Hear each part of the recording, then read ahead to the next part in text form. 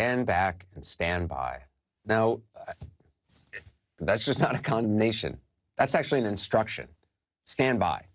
Stand by means keep your AR-15s. Keep those tactical vests that you just bought online. Keep the patches that you've made and the boots and all the camo you got so you can look as though you're in the special forces when in fact you weren't. Stand by. You know, we might need you to descend on polling places on election day. Stand by for that. I might ask you to, come to D.C., surround the White House, government buildings, take over some television stations. Things they do in places that have a lot of coups. Good morning, good afternoon, and good evening to you. Welcome to the Full 100 today. There's a reason I started with that video. I told you guys what to look out for in this guy. But true to form, I thought today's show was going to be all about the debate on Wednesday night. But as with Trump, his administration lurches from one disaster to another disaster to another disaster. You literally can run a school, a whole class, a whole school teaching people how not to be Trump. And you can keep doing that class for the next 20 years because you got material to work with. We're gonna get to the debate in the second half of the show, because the first half of the show is taken up with breaking news. Breaking news that broke yesterday. That Trump, the denier in chief, the hoaxer in chief, the liar in chief, has caught corona. I say it couldn't happen to a better guy. So without further ado, guys, let's get to today's show. Guys, as I said, this show was meant to be about the debate. All the show was meant to be about the debate. I got numerous clips that I wanted to share with you guys, but I've now had to split this show into two. So as I said, the first part, even though I started with that video of Trump calling out to the white supremacists to stand by, even though I started with that, guys, the first part of the show is going to be about his coronavirus positive test as of yesterday. You know what's funny?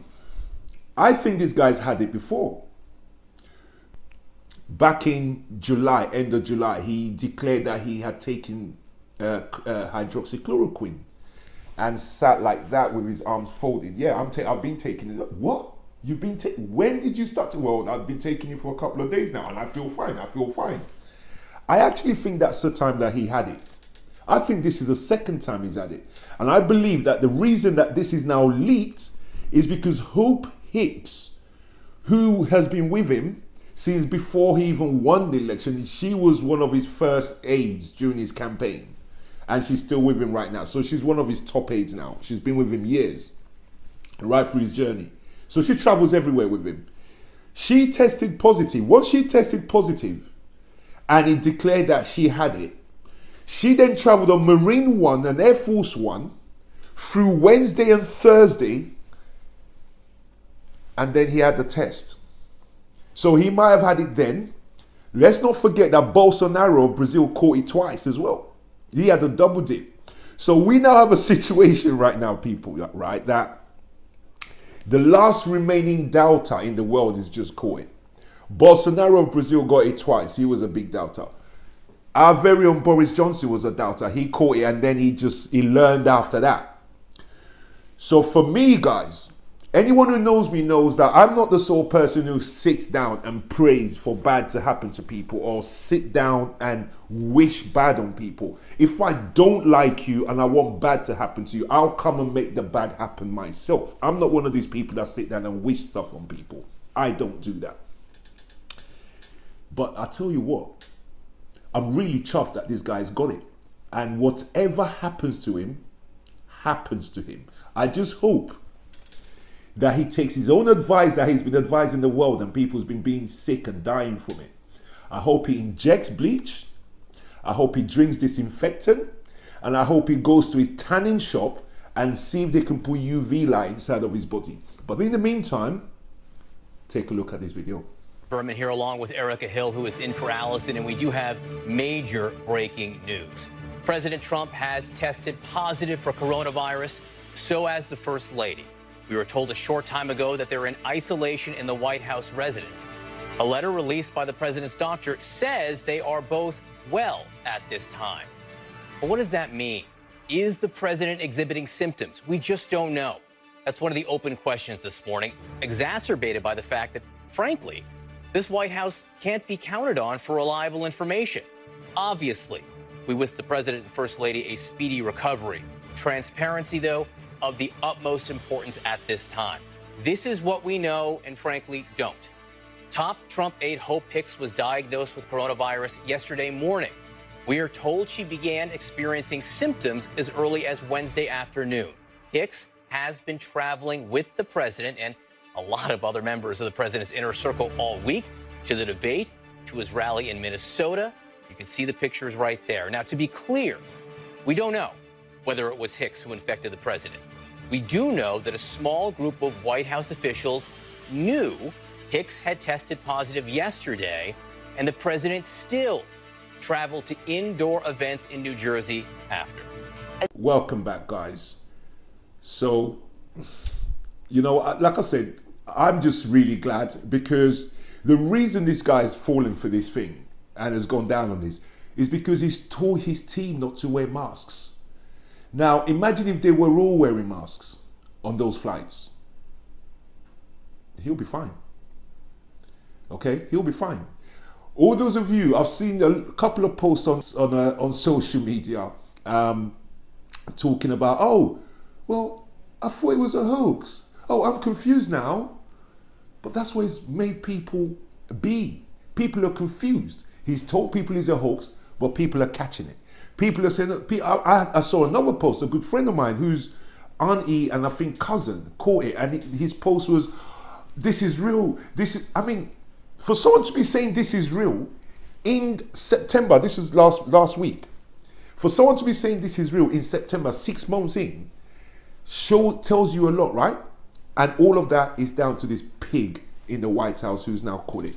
And I'll tell you what, but for him, I really hope this thing drags him through the mill. I really do. I really do. So, you know, when you've denied something and misled people and underplayed it and watched 200,000 plus people die, and you have no empathy for them, you have no feelings for them, you don't even lift your finger to try and change the course that your government's on to try and do better for people. All you care about is your own agenda. Well, guess what? The corona has now become your personal agenda now. So guys, over to there's one more that I do want to play. Okay, and take a look at this next video now. Knew Thursday morning that Hope Hicks had tested positive. Clearly the president knew it. There's no way. I mean, if the president of the United States wasn't immediately tested once Hope Hicks was positive, that's criminally negligent. I mean, that would be a huge breach of security. And if he was tested, he was still allowed to go to New Jersey for a small fundraiser with a smaller staff, which I guess indicates they knew there might be a problem. Exactly, because we were told that a very small group of officials knew Thursday morning that Hope Hicks had tested positive. So despite that, the president still went around 1 p.m. Thursday afternoon to New Jersey for this indoors fundraiser. So we've asked, what was the president aware of this? They knew that Hope Hicks had been feeling symptomatic on the flight back. That was something that was well known among the people who were on Air Force One. And we've reached out to the White House press office to ask if Kayleigh McEnany was one of those officials who knew Thursday morning that Hope Hicks had tested positive, yet held a briefing around 11:30 with reporters without wearing a mask anyway, and did not inform us about what had transpired. So guys, we're going to be coming obviously back to this topic all of next week during the shows, as well as the debate, which I'm going to scoot over to the debate now, because if I don't touch on the debate, then we're going to fall behind on it. There's a couple of serious issues to raise on that. But let me just finish this segment by saying that I hope that what's her name, Melania, gets well. So guys, let me scoot over to the topic of the debate. You saw my first clip, right? I watched the debate from start to finish at 3:34 in the morning on Wednesday. And I'm just going to say one thing before this. I am so glad that Joe Biden and the debate team kept these two people apart, because it's now turned out Hope Hicks, the person who spread it onto them, was on the flight, Marine One and Air Force One, to get to the debate spot where they had the debate. She was also in the audience. And I gather it was on the news, that Trump's family, when they entered the hall where the debate was held, the people in charge told them to put on masks and they refused. No, we're the president's family, we're not going to wear no masks. But I hear Biden's people wore masks.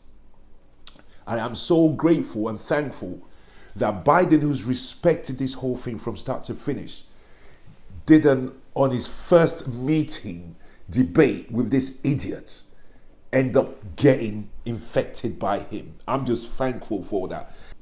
Like I told you guys just last week, he's prepping these militias to go to a race war when this election is over, because he does not want to step down. And if he says he's not stepping down, these idiots with arms to the teeth, are going to come out on the streets. And then what are we going to do? What are the black people going to do? What are the fair-minded thinkers going to do?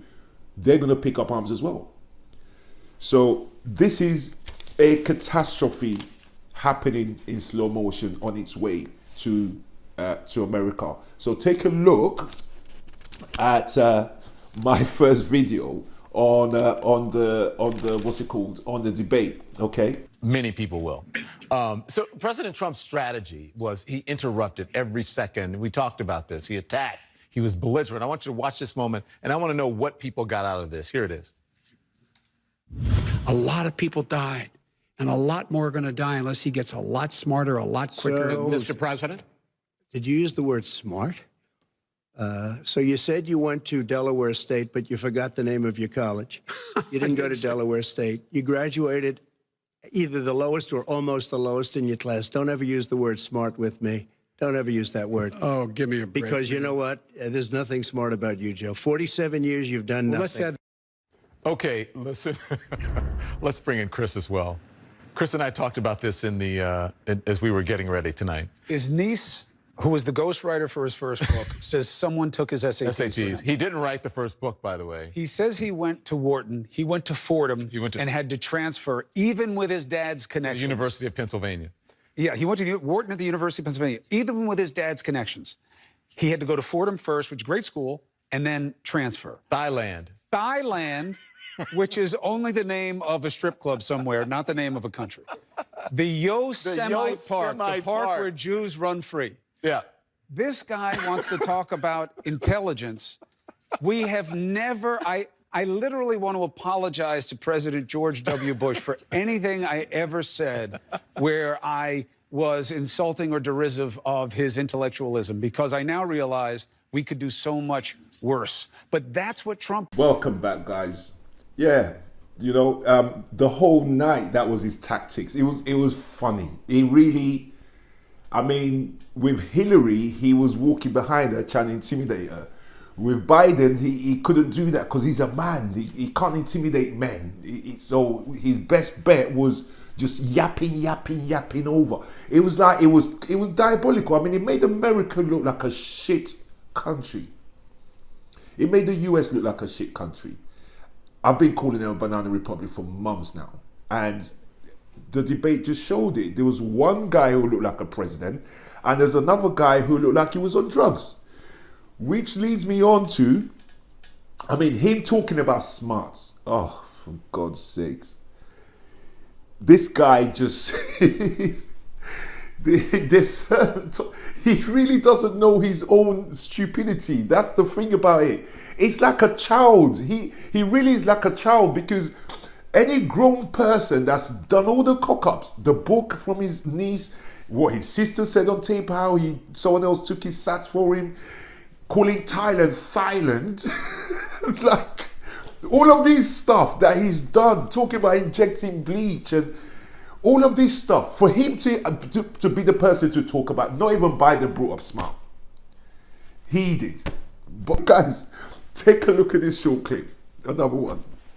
To a personal attack. Okay, so let me say, since you mentioned your mother, my mom, because she'll tell me, she's mad at me. She says, Don, Biden was great. Who in the world would be able to answer any questions with someone talking over you? Biden was definitely presidential. Trump was annoying and sounding like he was on drugs. Anything about me? That's what she said. But Right, guys.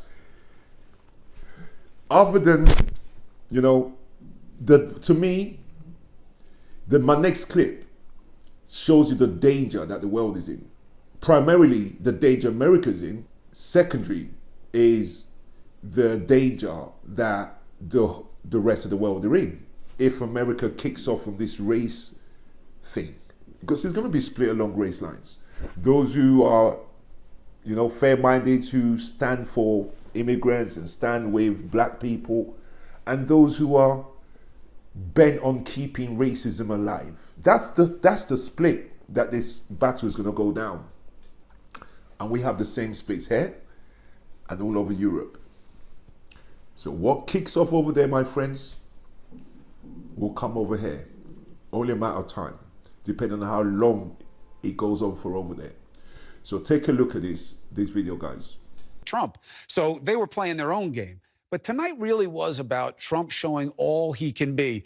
And the proof in the pudding that this was exactly what he wanted to be, this is exactly who he is, came in the biggest moment, the biggest revelation I've ever seen in a presidential debate, okay? He was given a layup for everyone except David Duke, okay? He was asked by the moderator to tell right-wing extremists to step down. He says, well, who? Give me a name. Like he doesn't know any white supremacists? You don't know any names? You need me to give you one? They say the KKK, the neo-Nazis. And Biden, I think, said the Proud Boys, okay? They say the Proud Boys. What do you say to them? Listen to his answer. Are you willing tonight to condemn white supremacists and militia groups and to say that they need to stand down and not add to the violence in a number of these cities, as we saw in Kenosha and as we've seen in Portland? Sure, Are you I'm willing prepared to do specifically that, but do it? I Go would ahead, say, sir. I would say almost everything I see is from the left wing, not from the right wing. So what are you saying? I'm willing to do anything. I want to see peace. Then do it, sir. Say it. Do it. Say it. You want to call him? What do you want to call him? Give me a name. Give me a White name. Go ahead. supremacists Who and would white you like me to condemn? White supremacists and right Proud Boys, stand back and stand by. But I'll tell you what. Somebody's got to do something about Antifa and the left, because this is not a right-wing problem. This is a left-wing. FBI director This said is a left-wing problem. white supremacists. Antifa's an idea, not an organization. Oh, you got. why on earth could he not condemn the Proud Boys? Guys, we've come to the last video and the end of the show. Next week, we're going to definitely be hitting these two topics again. I'll be bringing you up to speed with his condition. And if he ends up on a ventilator, hopefully, we'll see. I do apologize for anyone who takes offense to my position on this, but like I said, he's the only person in the world that really deserves this. The way he's treated people, the way he's lied to people, the way he's been unconcerned about people losing their lives and the like. So we'll come back to that. My last video is to touch on that message, that subliminal message he sent. He didn't just send it to the Proud Boys. My next clip is about the Proud Boys and this new group. I'd never even heard of them until this week. I didn't know who they were until this week, and I pretty much know a lot of these groups. And this is a little clip about who they are, as well as a take on how experts see this. Because anyone who's got any sort of sense knows that when he said Proud Boys stand down and stand back, stand down and stand by, it wasn't just to them. All of these extremist groups took that, from KKK to you name them, yeah, to Blue Lives Matter, because that's kind of racist, even though it's built on the police lives matter. all of them will take up arms. They're all on the same side of the fence. So when he put out that message, that subliminal message, guys, it wasn't just to Proud Boys. It was to all of those groups. He's telling them to stand by. On this debate, he actually said, yeah, I want my people to go to the polling booths and make sure there's no cheating. You're going to have these people turn up because they can carry their AR-15s. 30, 40 people with AR-15s standing around where people are voting. Who thinks that's any kind of democracy? And America is allowing this guy to say live on air. Pop up. Right away when he said it. Stand Just back, like when stand he by. said that BS in Charlottesville, the white nationalists loved it. Just like in Michigan, the way he talked about those white nationalists that were getting in everybody's face. You should talk to these people, he said to the governor. You should hear them out. They celebrated. That is PB, Proud Boys. Stand back, stand by. He knows what. Let's go with a Antifa chant. Let's start it. Ready? Antifa. Antifa. The Proud Boys are known for holding rallies, being armed to the teeth, decked out in tactical gear, black and yellow shirts, and being ready to rumble with anti-fascists. They say as a whole, all this is solely for self-defense. But that is not how a New York jury saw it in 2019. 2 Proud Boys were convicted for attempted gang assault and riot for this beating that unfolded in Manhattan between Proud Boys wearing the red hats and Antifa members in all black. We're fiery, but we're peaceful. They say they believe in law and order, but apparently not in this case. We are pledge allegiance. The Proud Boys, unequivocally, are a hate group. They style themselves as a, quote, pro-Western fraternity. But their rhetoric frequently invokes anti-Semitism, misogyny, xenophobia, particularly targeting immigrants, anti-Muslim bias, and both homophobia and transphobia. So when the president was unwilling to explicitly condemn white supremacists and then said this, Proud Boys, stand back and stand by. But I'll tell you what, somebody's got to do something about Antifa and the left. Those who track hate were beyond alarm. The Proud names pop up minutes after the president said it. His exact words used as a rallying cry, with this added, F it, let's go back to Portland. Another one reads, standing by, sir. It would be a mistake to think about this as a problem that is only about the Proud Boys. Certainly the Proud Boys are galvanizing this moment for their own purposes, as we see in many different places online. But this is about a broader social movement that includes not just the Proud Boys, but a whole host of other groups, ranging from militias to people who are erroneously described as lone wolf attackers, to people who are involved in paramilitary underground activity. All of those people heard a green light in the president's remarks. All of those people have been called to stand by. Guys, we've come to the end of today's show. Mate, I just hope for the best for the whole world. Guys, I'll see you all on Monday on the next show. Have a fabulous weekend, everybody. And just stay safe and wear your protection, man. Put the masks on. This thing's real. It's real. So I'll see you all. Enjoy your weekend and I'll see you all on Monday. Bye-bye now.